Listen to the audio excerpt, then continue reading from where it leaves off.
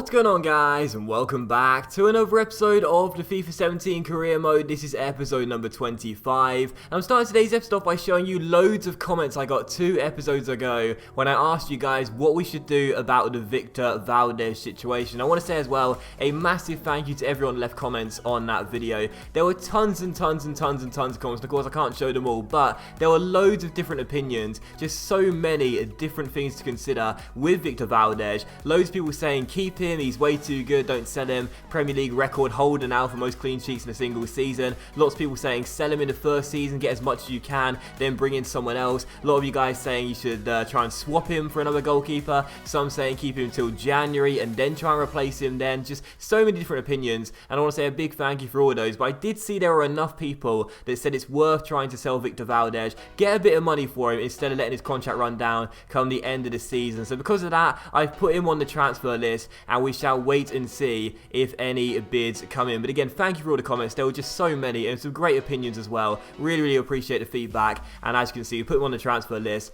and we shall see if he does end up getting sold or not. But one player that has got sold is Daniel Ayala. He's gone to Derby County for £6 million. Of course, they were the last opponents in the last game. We beat them by 3-2, so maybe the Spanish centre-half will help Derby defend a little bit better as he does indeed get sold. And I thought you might want to bring a replacement as well for that centre-back role. We have Gibson, of course, who we could be put on the bench. There's a young guy called Fry here as well, who looks pretty decent too, came back from his loan spell last season, but I wouldn't mind a new backup centre-back, and Kimpembe of Paris Saint-Germain is the guy we put in a bid for there. We put an evaluation bid, we shall wait and see what they say. He looks pretty decent, I must admit, a young French central defender playing for PSG right now. We put in an evaluation bid, and we shall wait and see what the French champions say. But still, for the first game of today's episode here, we will take on Nottingham Forest in the EFL Cup at the Riverside Stadium. So coming into this game, of course, our first cup game of the year, on the back of that 3-2 win against Derby County in the Premier League in the last game of the last episode. Now taking on championship opposition for this one in the EFL Cup, and I did decide to rest my entire team for it as well, as we're not really fussed about this competition. We did have the first chance of the game though, Josh Onuma striking the ball over the bar, and then our former player Stuani was denied by our American goalkeeper Brad Guzan, making his first appearance for the club this season. So still 0-0, and just past half an hour mark here, another chance for us to take the lead. Victor Fisher was played through by James Ward-Prowse, making his debut, but denied by Stojkovic, who turned the shot behind for a corner. So at half time we were still deadlocked at 0-0. Neither side was able to find the back of the net in the first half, as it was still goalless. But in the second half here, 15 minutes after the restart and just past the hour mark, our former player Stuani releases Brit Assombalonga down the right hand side. He takes around Gibson, plays it back towards the fullback Lehigh here, inside towards Chris Cohen. He gets himself inside as Ward-Prowse doesn't want to lunge in and make the tackle. He finds Osborne, who takes his time, takes it round one, and finds the bottom corner as well, and makes it Middlesbrough 0, Nottingham Forest 1. So just past the hour mark, the away side would take the lead, and the championship side look as though they could be set for an upset here in the early round of the EFL Cup. So it was pretty poor defending from me with that goal, no doubt about it. I allowed Osborne to just come inside there, couldn't take the ball off him, and I didn't want to lunge in and commit a silly foul just outside the area. I thought that would be disastrous and really dangerous, but instead I allowed him to come inside, and as you can see, the number 11 strikes the ball into the back of the net, and Osborne finds the back of the net. So Middlesbrough 0, Nottingham Forest 1, and we had a couple of late chances to get ourselves back on level terms. First, Julian Dessart taking it around his man as if he's not even there with a no-touch dribble, going for goal, but the finish was really poor. It was a tame shot really, and Stojkovic made the save and kept it at 0-0. And a few minutes later, another chance for us here down left-hand side. Kamada comes off the bench, our Japanese playmaker, takes around Lehigh, crosses the ball into the centre, and how about that? Had the ball gone in from Callum Wilson, a lovely little bicycle kick there, but sadly could not keep the shot down, and it was still 1-0. The final chance fell with 5 minutes to go. James Ward-Prowse takes it around his man here, looking for his first goal for the club, but I blazed the shot way off target and behind for a goal kick, and that was how the game would finish as well. Final score, Middlesbrough 0 and Nottingham Forest 1. That man Osborne got the only goal of the game, and it is a win for the championship side as we get knocked out of the EFL Cup in the second round. So the first round we enter is the second round, and we don't make it any further as we're embarrassed here at home by Nottingham Forest. And to be honest, I'm not really too fussed about it. You know, I'll just come out and say it, because at the end of the day, this season, of course, the Premier League is always going to be my main priority, no doubt about it. The FA Cup as well, when it comes round, we will be taking that semi-seriously. And don't forget, this year as well, we're in the Europa League. Those games are played on Thursday night. EFL Cup games are typically played on Tuesdays or Wednesdays. You know, we don't need the EFL Cup. The board don't care about it. I don't care about about it. So, like, don't get me wrong, it's embarrassing, and I'm trying to make excuses here for that terrible performance from me and that loss there, but it's like we didn't really care anyway, you know, whether we went out or not, I didn't really care. So we're gone in the first round, we enter, that's totally fine with me, and away go Nottingham Forest into the hat for the next round. But still, following the game, as you can see, some good news here. PSG accepted our bid for Presnel Kimpembe, their young central defender, and he is going to join on a valuation bid of £4.7 million. So I just want to say right away, I know you guys have heard me say this a lot over the first few episodes of this series, and also just in general since FIFA 17 has been released, but I've said this a few times now, you've got to put in valuation bids right from the beginning, because you never know when a club is going to accept them. That's the third time already this season a club has accepted a valuation bid, from Kimpembe to Callum Chambers to Vieto as well. That's 3 already this season. Always put in a valuation bid, because you just never know. So Kimpembe joins for £4.7 million, 75 overall, looks pretty decent, and I think he's a replacement for Daniel Ayala, a few years younger and will have more potential as well. I'm looking forward to seeing how he'll do in the midweek games and just in general as a Middlesbrough player.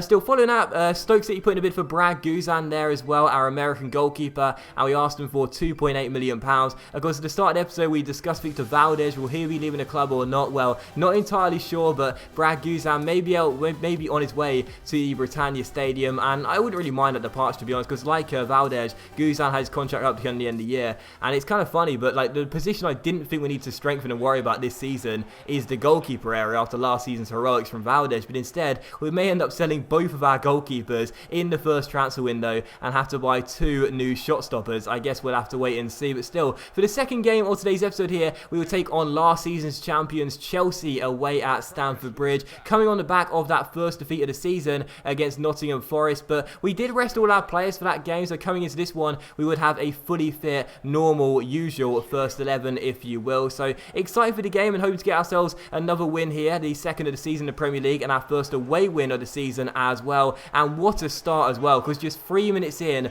we would score the opening goal of the game, and Luciano Vieto would get a second goal since arriving from Atletico Madrid. And you would have seen that goal as well, not a single Chelsea player touched the ball since kickoff, and we scored a lovely, lovely team goal. I find it really hard to score team goals in FIFA, which is kind of ironic because that's the way EA sort of wanted you to play since FIFA 16, but I still find it really hard to score nice team goals. But that was very nice, a lovely team move. We didn't surrender possession once, playing like the AI on Legendary there. A really nice move, and a great finish from Vieto as well, as the Argentine opens the scoring and gives Middlesbrough a shock lead early on in this game. So 1-0 to the away side after a lovely passing move. I think I counted like 17, 18 passes in that move, so a lovely little goal there. And straight from kickoff as well, Chelsea surrendered possession, and we had a chance to make it 2-0 here. Ramirez found a dammer, but I blazed the shot way over the bar and behind for a goal kick. But Chelsea really hadn't started this game at all. We were on the front foot directly from kickoff, looking the far superior side, and in the 24th minute, our goal scorer Luciano Vieto stormed into the area, was taken down by Branislav Ivanovic, and the Serbian defender takes down our striker and gives away a penalty. So definite penalty Middlesbrough, as you see Ivanovic gets a booking here as well.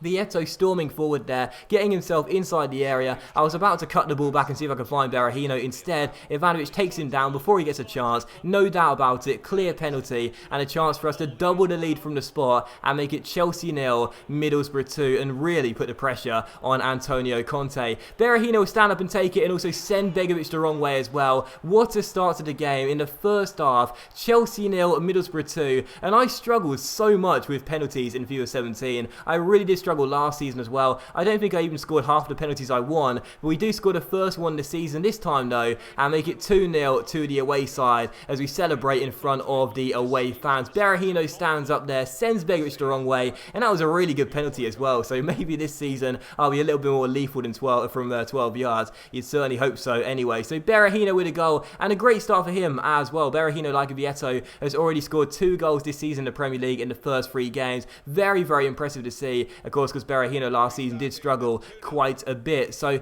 Chelsea 0, Middlesbrough 2, a really stunning start to the game as well, but no less than we deserved. You know, Chelsea were poor, but we were playing fantastically well, so it was kind of a little from column A, a little from column B. Chelsea not playing well, but us playing very well. But directly from kickoff, as you could see, Chelsea with half the deficit and get themselves back in the game instantly. Diego Costa, the former Atletico Madrid striker, almost forgot the club there, the Brazilian-born Spanish striker, would put Chelsea back back in the game and make it 2-1, and the hosts got themselves right back in this one. Willian storms forward, gives it to Costa, and how about that from a strike from the former Atletico Madrid frontman? A fantastic finish, and the number 19 gets his second goal of the Premier League this season. So Chelsea 1, Middlesbrough 2. They tried to get themselves back on their old terms 10 minutes before the break. Victor Valdez, though, now on the transfer list, made a very good save, diving low down to his left-hand side and turning the ball behind for a corner. So 2-1 to Borough at the break. We were leading, and to be honest, in the second half, Chelsea really didn't do anything at all. It was only 5 minutes on the clock before they had their first chance of the second half. But of course, there are some players who only need one chance, and one of those players is Eden Hazard. A fantastic goal from the really awesome Belgian midfielder as he fires the ball into the back of the net and rescues a point for Chelsea late on in the game. So just 4 minutes left remaining in this one. I thought we were going to cling on to a massive, famous win here